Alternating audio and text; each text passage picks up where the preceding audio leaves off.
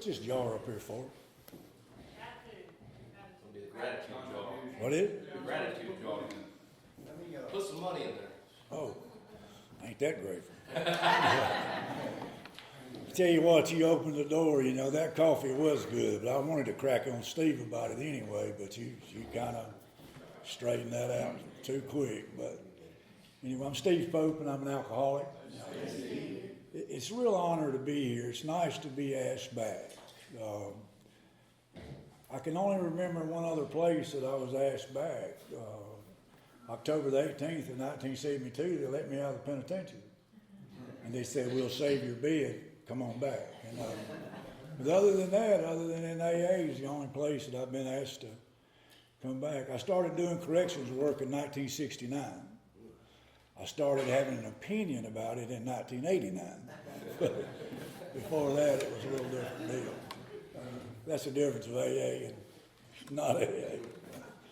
Anyway, my sobriety date is December the 8th of 1988, and I'm thankful for that sobriety date. It's the only one I've ever had, and there's nothing extra about that. My wife has got her sobriety date's 3 weeks later, the only one she's ever had, so it's not like it's nothing extra, or I'm certainly not nothing extra just because AA is. I heard a lady from Houston, Texas, named Martha W. She's sober about as long as Wallace, and I hadn't been sober very long. I was going through a rough time. My sponsor had died, and of course, feeling sorry for myself and bitter and mad because my sponsor died and y'all's didn't, in all honesty. But I heard her say that if you're new here and you don't know what to do, then by God, just do what you're told. And that's probably has saved my life. I don't know at the times in the last ever how many years it's been. And if I had to say, if I had to give just one thing to my sobriety, I would say that's what it is, doing what I've been told and following directions. And I don't understand folks that don't. I mean, it's like you've been saved and you've been dying a horrible death and somebody pulls you up and said, come on, do this, and you won't never get sick again. I don't understand folks that don't do it. Of course, we all have a right. Ain't no rules here. But it seems like if you don't follow them, you don't stay, for some reason. Anyway, I'm a member of the Steps to Recovery group outside of Coates, North Carolina. We're in the suburb of Coates. The suburb of Coates is out in the country. Tom come and did a workshop at our group several years ago, and he said, I'm not surprised you got this many people here. I'm surprised they were able to find this place. Anyway, go to the back of the field and turn left. When you get right there at the cotton field, slow down, and that's where we're at. 3 houses down the road from me, by the way. I used to take my first drink of whiskey in that church parking lot in the mornings. I'd leave the house, and I'd leave before daylight, and I didn't want my wife to know I had a drinking problem. And of course, we're brilliant, and so I'd pull my welding truck over there, and I'd take my first drink of whiskey in that parking lot. And it's funny how God does things. And we've been meeting there now for about 16 or 17 years, and I never wanted to meet there. It was just too close to our house. I didn't want that, that stigma, I guess, of it being our group. But of course, that's what it's considered a lot of times. Real or not, it's considered Steve and Susan's group.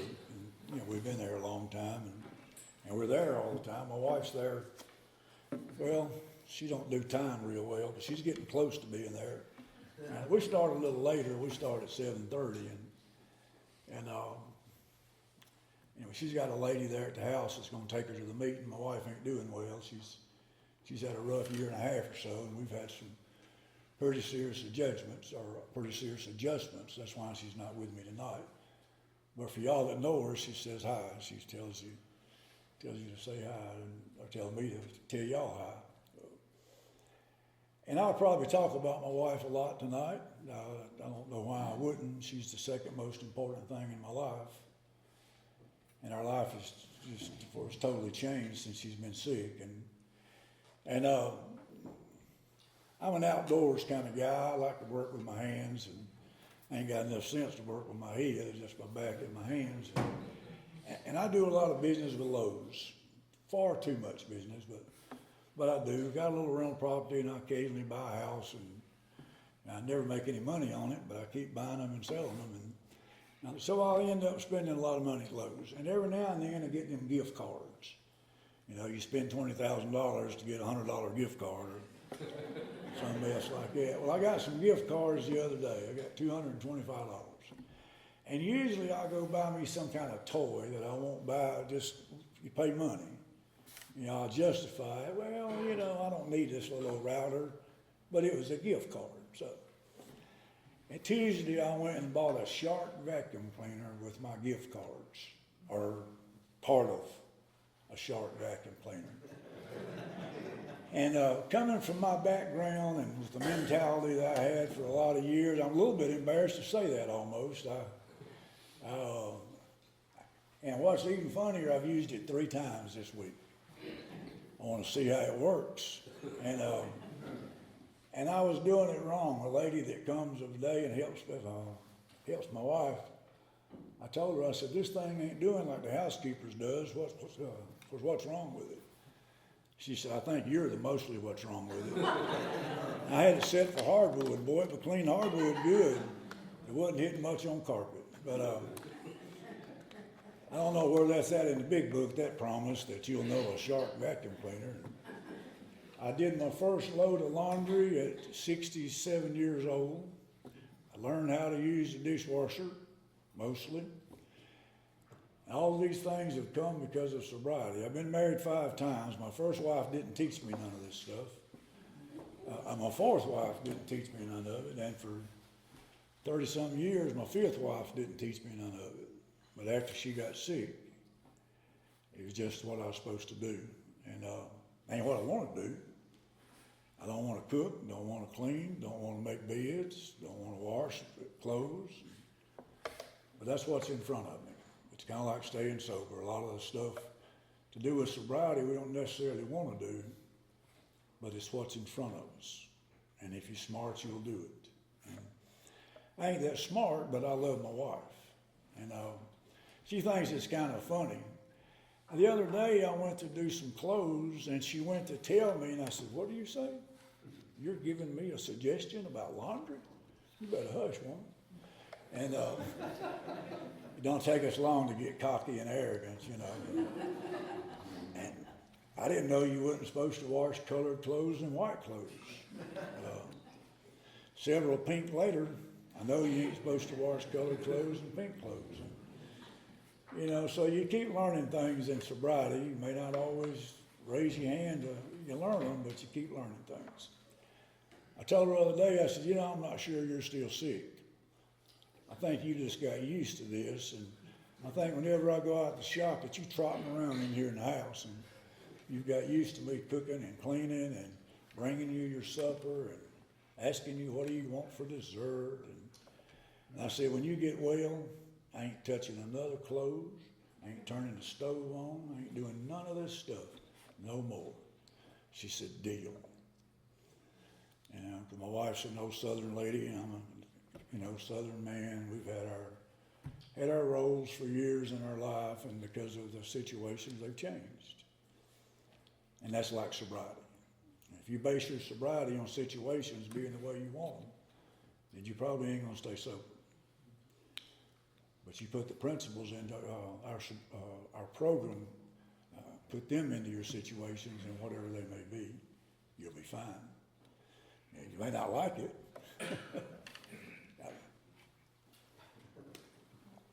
I cussed the dishwasher out one night for an hour. Every time I would turn it on, the light would keep blinking. I'd do what it says, cancel, start over, close it, and there that blinking light would go. Well, I may have mentioned that I'm not overly smart, and finally I went and asked my wife, I said, why does that damn light keep blinking? And she said I wasn't closing the door fast enough.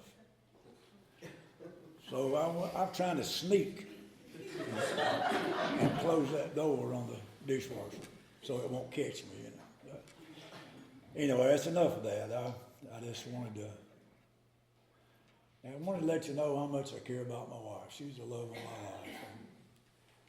And if God sees fit, we'll be married 35 years in June. And being married 5 times, you got to start early to be at the young age I am and be married 35 years to one woman. She's a saint. Sober or not, I ain't today at the beach. No days. Anyway, what I'm supposed to do tonight is try to tell you in a general way what I was like and what happened to me and what I'm like today. And I'm going to try to do that. I'm not going to say anything inappropriate. I'm not going to talk about stuff that shouldn't be talked at an AA meeting. And I'm certainly not going to use language that ought not be used at an AA meeting. I was at the International Convention this past time in Atlanta, Georgia, and the Friday night speaker, or the Friday night motioner, this guy was deaf, and he used the most filthy language that I've ever heard in my life from the podium at an international convention. And I told my sponsor, I said, if it wouldn't cause such a stir to get up and leave, I'd get up and leave. And he said, I'd go with you if we could. And, AA, I'm old-fashioned, and I don't think everything needs to change. And I don't think everything needs to be improved. What's worked fine, that has saved people's life for nearly a century, I don't think needs tweaking. I don't think we need to talk like we talked in the bar to be acceptable in AA. I just think we've quit using some of the words we used to use. When I got sober, what do they call slogans? One of the slogans you heard a lot was "shut up." You don't seem to hear that slogan a lot no more because people are sensitive and it'll hurt their feelings. So I don't know where this is coming from. It just felt good to say it, I guess. And I'll go on. But anyway, I was raised in Alabama. I was raised in a little small town about like where I live today. I was raised by my grandparents. My mom and daddy, they were bad drunks. I call my mom an alcoholic because she called herself one. And I was about 6 weeks old, and my granddaddy just come and repossessed me. He just took me. Told my mama she had enough sense to raise a dog, and so he just took me home with him. He didn't adopt me. He just took me. And we had an old Southern kind of families where whatever Daddy said, that was it. And when I say Mama and Daddy, that's who I'm talking about, my grandparents, and they raised me. From the time I was 6 weeks old. I had 3 uncles that were the worst alcoholics I've ever saw. All of them died in their mid-30s from this illness. And they all died just a terrible death. Mama couldn't open the casket in her oldest son's funeral because he was tore up so bad in a truck wreck. And her middle boy killed himself sitting on the couch. She was trying to sober him up the way she had done many times, feeding him a little whiskey along to keep him from going through the DTs. And then her youngest son, he just died, 33 years old, his liver, that junk just quit. All of them had 4 or 5 youngins apiece. And they were my role models. They showed me what a man was, what a man's man was, and how they acted, how they treated their wives, how they treated people in business. All of my family's never worked public jobs. We all worked for ourselves, and some means or another, there wasn't much retirement plan to it. A lot of times you got institutionalized as part of your retirement if you wasn't careful. But they showed me how you operated. The time I was 12 years old, I was a designated driver. We lived in a dry county, and the police knowed I was 12 years old, but they knowed it was better for me to drive than it was my drunk uncles to drive. I only got 1 ticket, and that's because I flipped the police off. Dry county or not, 13 years old or not, if you flip them off, they just don't seem to appreciate that gesture.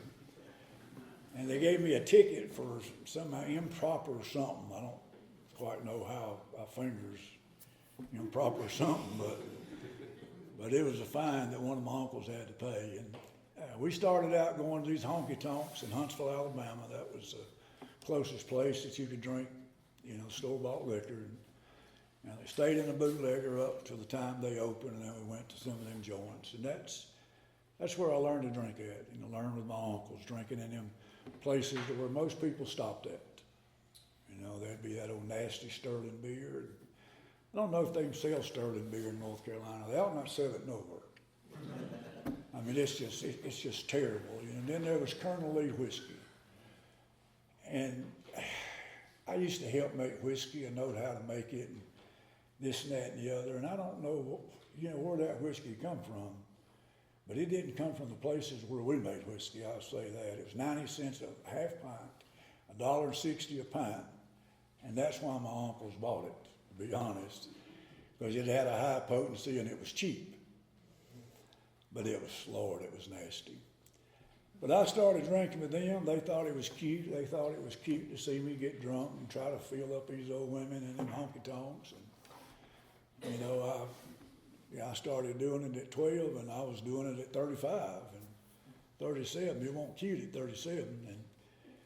And of course, I met a lot of my wives in them places. That's, you know, it's a good place to meet women. It's kind of like AA. I mean, you know, it's a good place to meet people. And, you know, it's don't have lasting relationships sometimes, and that's how mine was. But I drank myself into the penitentiary by the time I'm just shy of 18 years old. All the things that I promised my grandmama I would never do. I would never be like her boys was. I was going to go to school and do right. I loved to play football, and I was pretty good at it. I'm from Alabama. We know a little something about football. Down there, your footballs aren't round. You know, they're oblong, and you don't shoot them in no round nothing. You know, football. But that was my dream. I was going to do everything different than what my uncles did. And from the time I'm 14 or 15 years old, all of my dreams were starting to turn to pot because my drinking, even at that age, was starting to take over. I went from being in the newspaper for football stuff in our little town, and I'm in the newspaper for fighting and for drunk and disorderly and this kind of junk. I whooped the police chief's son one night on his front porch.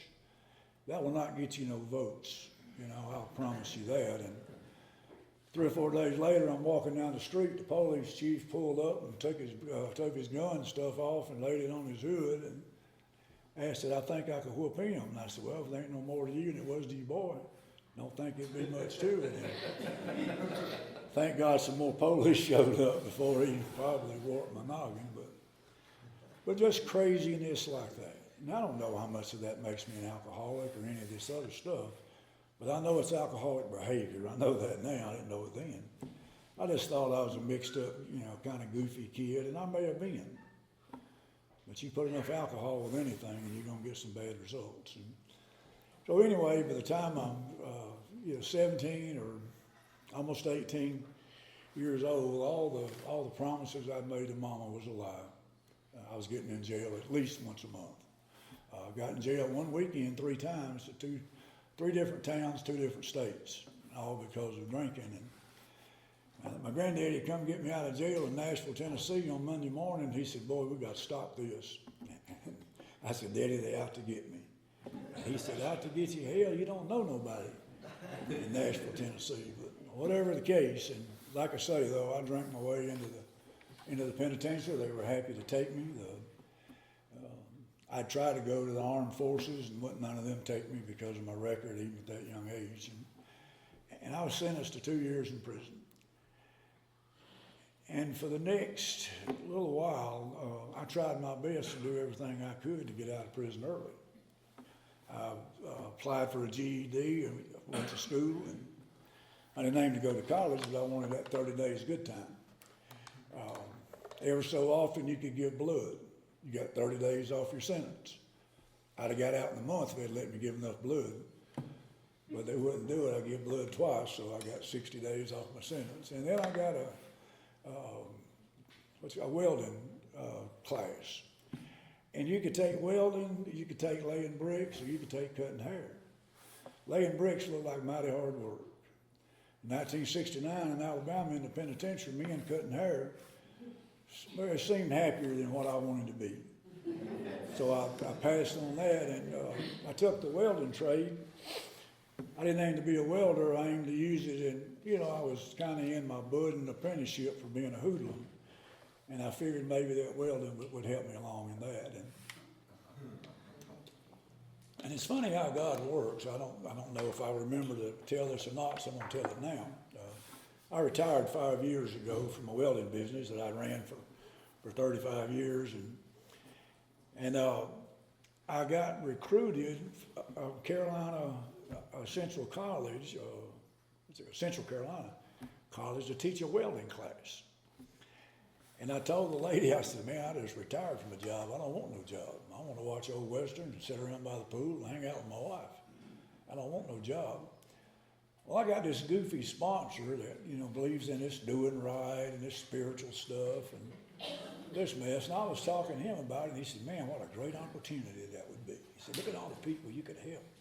I'm thinking, are you nuts? I don't want to help them people. I want to hang out by the pool and watch old westerns and hang out with my wife. Well, like I told you about following directions, I done kind of what he suggested, and I took the job and I went through the interviews and all this kind of stuff. The money was going to be good, and it got to the part where you had to put down for your education. And I told the lady, I said, well, I don't have no education. All I got's a GED. I didn't say I got it in prison, but I said, all I got's a GED. And she said, that's all you got to have is a GED. And I thought for years now, 18-year-old boy, my life is over. I'm in prison. I'm going to have that on my record the rest of my life. And here it is 40 years later, God used what I thought was the absolute end of my life for us to create something useful. And I was able to do that job. I did it well. I taught a lot of us, for help some people get jobs that probably couldn't have got a job otherwise, other than just a menial dead-end type job. And I got some cancer in my head, and I had a hole up there pretty good size. And I didn't feel like a dusty welding shop was maybe the best place to recover from my cancer.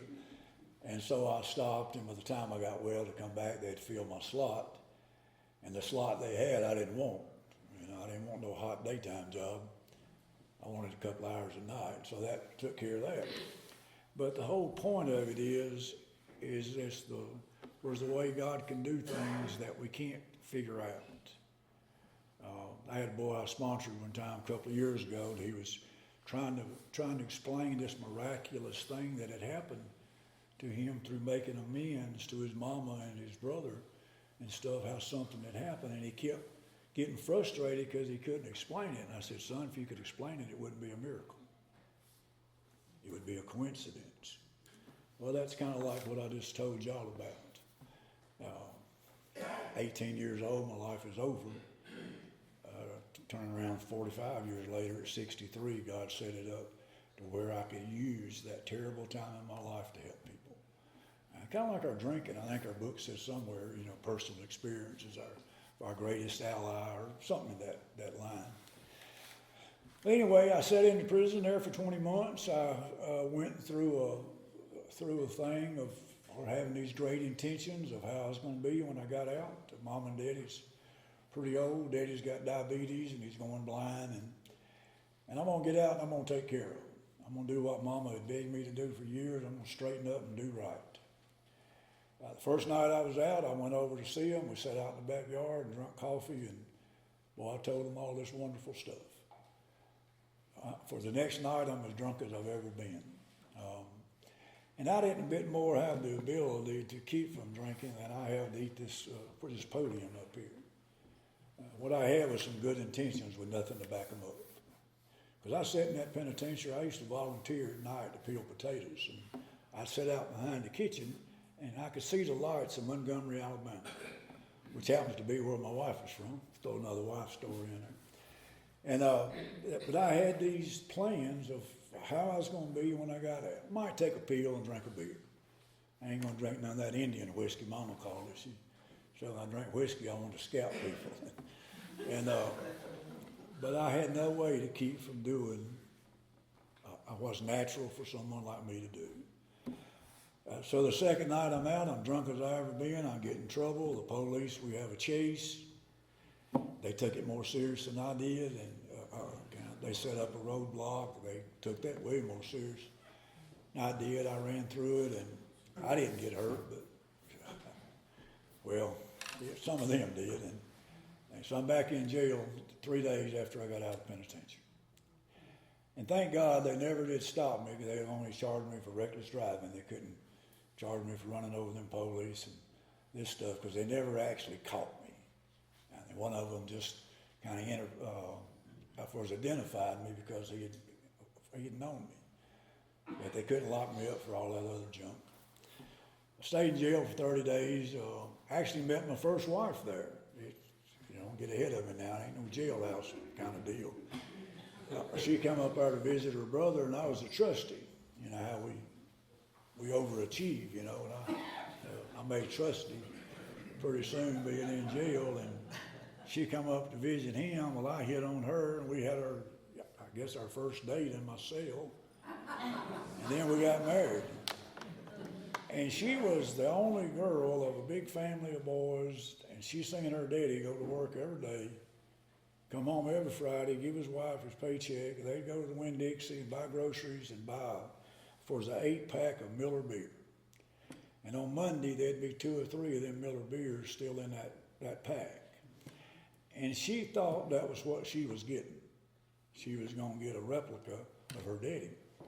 Well, she got me.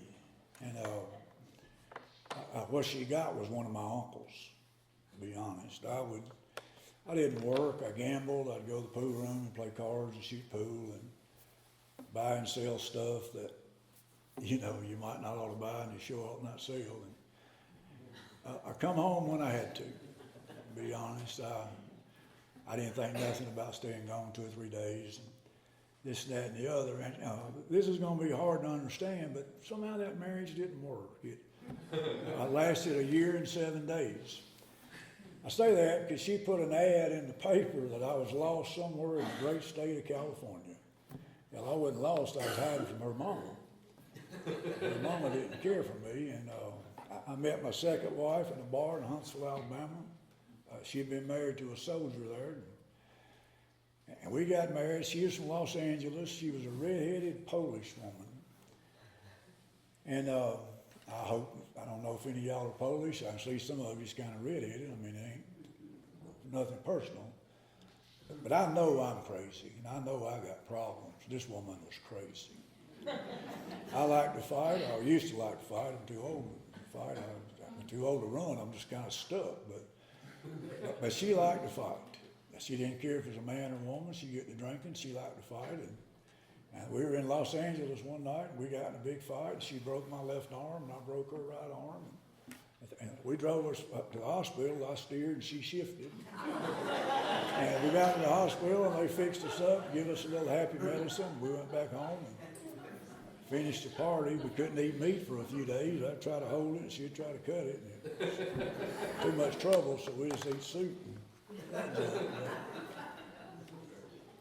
And I'm acting like I knew how to act. To be honest, I'm acting like my uncles acted. I didn't think nothing about it. I didn't think nothing about staying drunk or doing things, living illegally. I didn't use my welding profession at that time or anything else. So we can go on with this. Wife number 3 was, the wife number 3 I hadn't been able to find. I have tried my limited resources. Some of the men I sponsor are pretty sharp with these computers and stuff. They tried to find her. One of them made me feel like she passed away. I hope that ain't the case, but the kind of life she lived when she was with me is certainly possible. But I hadn't been able to find her. That's been it's been a thorn for me. I don't know if it's ego or if it's just the fact I want to do right, but I want to make amends to that woman if at all possible. So I just try to be ready if God puts her in my life, and I'll do what I'm supposed to do. But I went from her to my 4th wife, and she was just a nice girl from Kentucky. I actually met her in a bar in Orlando, Florida called Big Daddy's. It's funny. She was dancing with some guy to an Earth, Wind, and Fire song. I'll never forget it. And I thought she was just a beautiful woman, and I went up and I tapped the guy on the shoulder and said, "You got a phone call at the bar." And he left, and I went to dancing with her, and she said, "Who are you?" I said, "Just stay with me a minute. We'll work it out." And He came back, and I told him, said, "You're gonna have to get out from here." I said, "This is, taken care of now." And that's how we started. I was a little bold, a little arrogant, a little self-centered, and I was a little bit dangerous. So that's why the guy went and just left us alone. But anyway, she was a good woman. She didn't have a drinking problem. She was just a party girl, just like to party. And 3 or 4 years ago, her husband died. She went to work one morning, and he wasn't feeling well. And she came home that night, and he was dead. She lived in Decatur, Alabama, which is where I'm from. And I got in touch with her, and I tried my best to console her and to help her as best I could. There for a couple of years, my wife knew about it, and it was just right. Just right. And I'm sure if she knew of my wife's situation, she'd be calling me or calling her. She was just a good woman. I was blessed to have her. I remember one of my grandmamas one time told her right in front of me. She said, "You're too good for him. You're way too good." I thought, "Damn, you're supposed to be my grandmother." But she was right. She was right. We can blame what we do on a lot of things.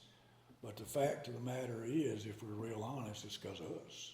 Or in my experience, I shouldn't say y'all. I can say y'all to a couple of you because I know you do. But so anyway, that was somewhere in the mid-'80s, and I'm going to try to get sober here before it's time to quit. And somewhere in the early '80s, I'm sorry, and I ended up in North Carolina. I was in jail in Atlanta, Georgia. That wasn't no big surprise. I've been in jail in a lot of places. I'd passed out in the middle of a major highway. I was in an old pickup truck, and I got sick, and I leaned out to throw up, and that's how the police found me. I was sitting in a seat with my head in a pile of puke, and they took me to jail. And I had 3 brothers in Alabama, and had 2 sisters, had enough cousins to start an AA convention, and I couldn't get nobody to send me no money. They wanted me to go somewhere, but they didn't want me to come back to Alabama. And I had some family here in North Carolina that just knew about me. They had heard that I was kind of like a beach bum. Well, they had the bum part right, and they just didn't know. And I got in touch with my real daddy, and I asked him to help me. I kind of threatened him. I said, "If you don't help me, I won't ever speak to you again." Well, he had a hell of a lot to lose in that deal.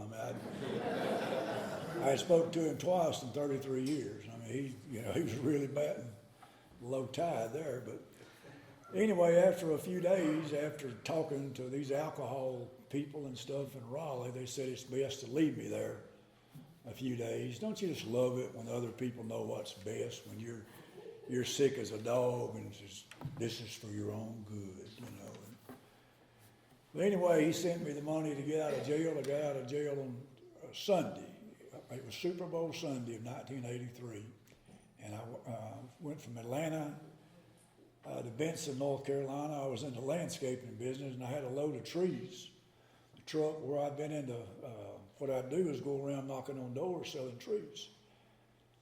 I was pretty good at it because I would just stay and pretty much until you bought a tree. You either bought a tree or called the police, one or the other. So I was pretty good at selling them trees.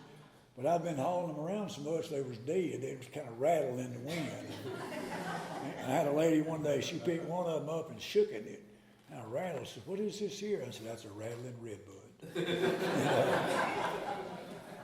But anyway, I came up here. I came to Benson. My daddy met me at a little old convenience store there in Benson. We come out to his place about 2 miles from where I live now. And he gave me the key to life, man. He told me I needed to stay away from you people. And thank God I didn't listen to him. And that's kind of how it went. 3 or 4 days later, one of my sisters lives in Garner, and she took me up there. She told me I need to see a doctor and get something for my nerves. And I certainly needed something for my nerves and things. So I went to stay with her in Garner, and she told me that she was going out that night with a couple of her friends, that I want to go with them to dinner. And I said, "No, I don't feel good. I feel like doing no eating." She said, "Well, we're going to," she called it bow ties. I said, "Well, what's bow ties?" She said, "Well, it's like a disco." I said, "Well, I like to dance. And the main thing I wanted was something to drink." And so I went with her, And she was a southern girl, so she wanted me to drive, and if she knew how much I was shaking, she wouldn't have let me drive her car. I ain't had nothing to drink in 3 days. And we went to the first house, and one of her friends went to get in the car, and she was a little short, chunky thing, and son, she was cussing like a dog, and I thought to myself, ain't enough whiskey in North Carolina to make this night work out. Anyway, she got me to calm on down, let's go get her other friend, and she went to get in the back seat of the car, and when she sat down, there was a lamp, the car was still on, and I looked in the mirror and I seen her. And I thought, God, that's the prettiest woman I've ever seen in my life. And to be honest, I'm not going to do it here, it's too dangerous, but I winked at her. And she talks about that wink to this day. I don't want to, I don't want to hurt nobody's relationship. I'm just going to tell you, I'm not going to show you. I've been winking at her ever since, and that's how we got started. She had been married to some chicken professor up at State for about 17 years, and I had a nice home, and it's a nice job, and I had a no pickup truck and 2 pair of blue jeans and 3 pair of underwear, and that's about it. And I ain't sure which one of them was clean other than what my sister was. And a couple of days later, me and her run off, and we started this wild journey of, I guess you can call it a happy road to destiny, but it was, started out rough. I went to work out at the nuclear plant. She quit her job, and we started setting up housekeeping. We didn't have any furniture, not a stick. Furniture, rented a townhouse over in Cary, and what we used was lawn furniture. As far as our living room furniture, it was 2 lounge chairs. And my sister loaned us a bed and a little old TV radio about that big. About a month later, my sister got mad at us and repossessed the bed and the TV, so I didn't have that. But we got started. My wife's an alcoholic too. I mean, you may have figured out she got some problems. And so that's what we tried to do. We tried to drink ourselves into love and all this other stuff. We knew we loved each other, but we were 2 alcoholics, and eventually we done what 2 alcoholics do. We started raising hell with each other, and all kind of wild things broke loose. One night we got in a big fight out in our front yard. We'd bought a little place down where we live now, and so I'd planted all these trees and landscape and put out this sod. And so she got mad at me. She had a little Toyota car, and she ran over every tree in that yard and went out in the front yard and did donuts in that sod. And I whistled at her and said, hey, you missed one around back. And she shot around there and got that one that she missed. And I took off down the road. I'd busted out the windshield of her car and this junk. And she had a bunch of clothes laying there on the ground. Well, I set her clothes on fire and burned them up. And the last 30-something years, we've had a bunch of arguments, but we ain't argued about landscaping, and we ain't argued about her buying clothes. I promise you that. But she left, and thank God she did. And that was around August of '88, and of course I come to y'all in December. And thank God for it. I came to y'all the same reason I came to North Carolina, because I didn't have nowhere else to go. If I'd had somewhere, I'd have went. I was at the last house on the block, but if you asked me today where I wanted to go, I'd say nowhere. I didn't know this is what I was looking for until I found it. All my life, I had searched over. I've been over just about everywhere in this country other than up north. I don't speak fast enough to live up north, but California to Kansas to Texas to Miami, just wherever. And of course, I met all the law enforcement in all those states too. But I was looking for something. And I don't know if I'd have noticed if I'd have found it. But when I come here and I want to allow this way of life to infiltrate my life and obeying the non-rules that we have and doing what we do here, this way of life just became what I'm about. And I have everything I want in life. Everything. Well, my wife is not well. She had cancer last year, and she said a couple of spinal surgeries this year. She's not well, and I don't like that. I won't pretend I do. But we are just that much closer because I tend to my wife like she's that, it's kind of like she's that wife I can't find to make amends to. My wife asks me for something, I get it. I don't care what it is if I can do it. we got wheelchairs, we got them hover around little buggies, and all this mess. Our house ain't very big. We could start a used handicap lot with all the stuff that I bought, trying to make her life better. And I took her art studio. She's an artist, and I handicapped it to where she can get all around in it. She can even drive her little buggy out there in it. And of course, she hadn't felt well enough to do it, but she's going to. But each one of those things that I'm able to do, don't have to do, I'm able to do, and I'm privileged to do, is a way of doing something I can't do. I can't find wife 2 and can't find wife 3. I don't think they hide them from me. I just don't think I can find them. You know, I can't find a lot of the people I've hurt in my life. I don't remember a lot of them. You know, but everybody I encounter the best I can, whether it's your wife or your sister, for the lady at IGA, at the checkout, for the little girl at McDonald's that made fun of us a while ago. We didn't know how to work that computer. And I said, well, you're going to take my money anyway, ain't you? She said, yeah. I said, well, just take it now and give me my fish sandwich. I had to put it on that thing up there. But I treat that girl with dignity. And I treat everyone, or I try my best to treat everyone the way I want my wife treated. You know, not because she's my wife, because she's a human being and she's one of God's children. I believe that for the first 37 years I was on this earth, I heard a lot of God's humans. I ain't gonna never find all of them. I know that. But I'm gonna pretend that every time I come in contact with one, this is one that I'm supposed to try to help. I try to do that. Some days I do pretty good, some days I don't. I've been blessed beyond my wildest dreams. I've got a 21-year-old godson. We don't have any children of our own. We got 2 big old bulldogs that we treat like kids, and they act like kids. But I got this big old boy. He's 21 now. I've raised him pretty much since he was a baby. And to tell you a couple of little stories about him, because it's just so important to me. When he was a young'un, 4 or 5 years old, every Tuesday night we'd go out to eat. And he liked to go to Western Sizzler Steakhouse, a buffet. And he was a little short, chunky rascal, you know, and kind of looked like a Samoan. His dark skin, his daddy's Indian. And we'd go through that buffet, and of course I wouldn't let him touch nothing, but he'd point and I'd get it. Then he'd get him some pizza, and he'd get some shrimp, and he'd get a Mountain Dew. And we were sitting there one night, and he took a bite of that pizza, and he took a bite of shrimp. He took him a sup of that Mountain Dew, and he said, Papa T, said, it don't get no better than this. And it was all I could do to keep him crying. I was afraid it would scare him if I cried. It was all I could do to keep him crying, you know. And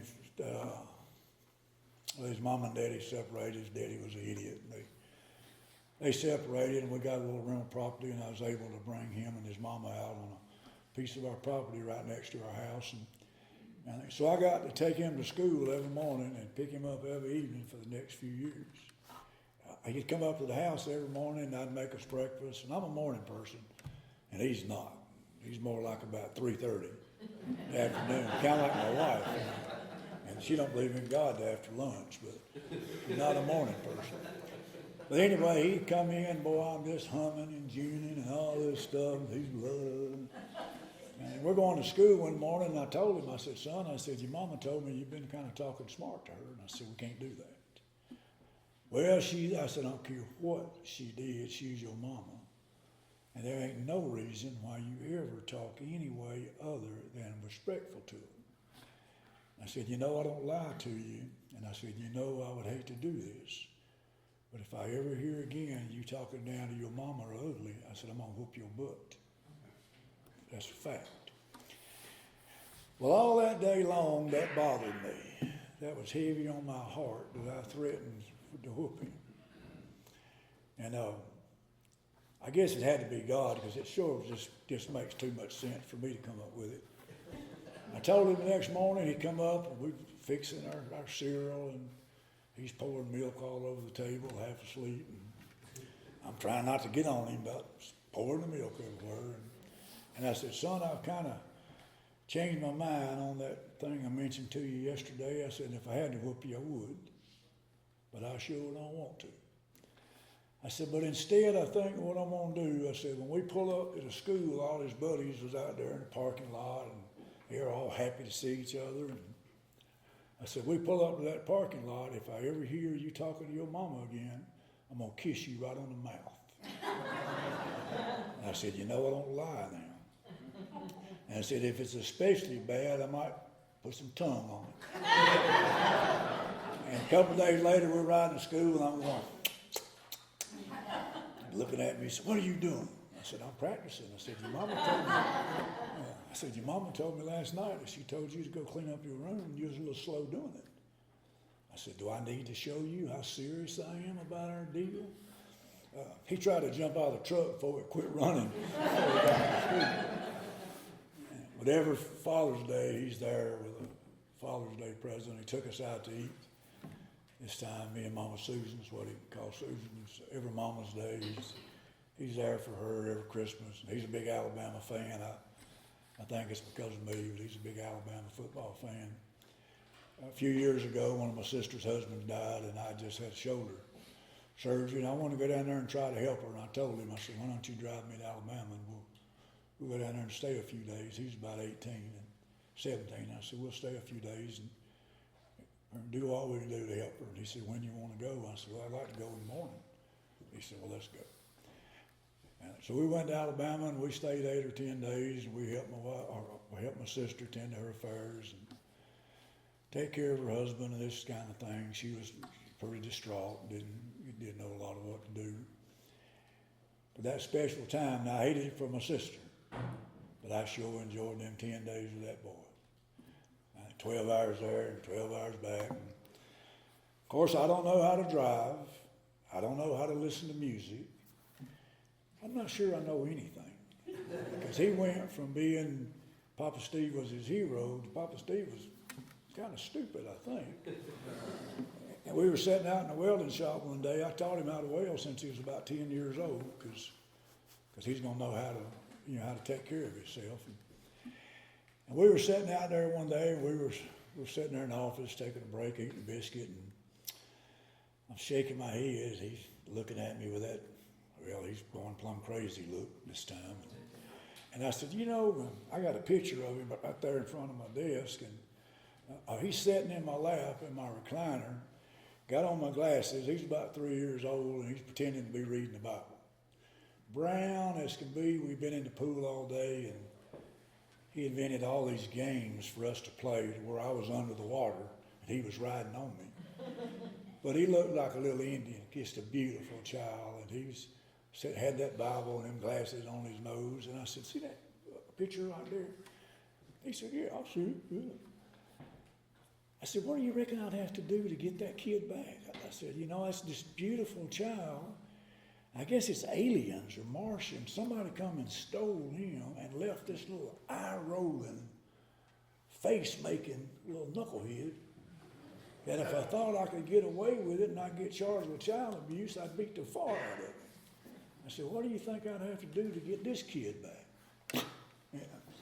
He gave me the roll and the look, but I'm blessed to have him in my life. You know, it's sort of like my wife. I don't deserve her. It's kind of like my sobriety. I don't deserve it. You may have picked up on a little bit of my talk. I certainly didn't do nothing to earn it, I'll promise you that.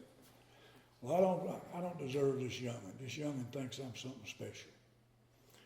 Told me one day about a year ago, he said, I wish I'd listened to you more when I was a young'un. I tried to give him my business, and he didn't want that kind of business. He said, I wish I'd listened to you more when I was a young'un. He said, you could have taught me a lot. I said, well, son, you listened enough.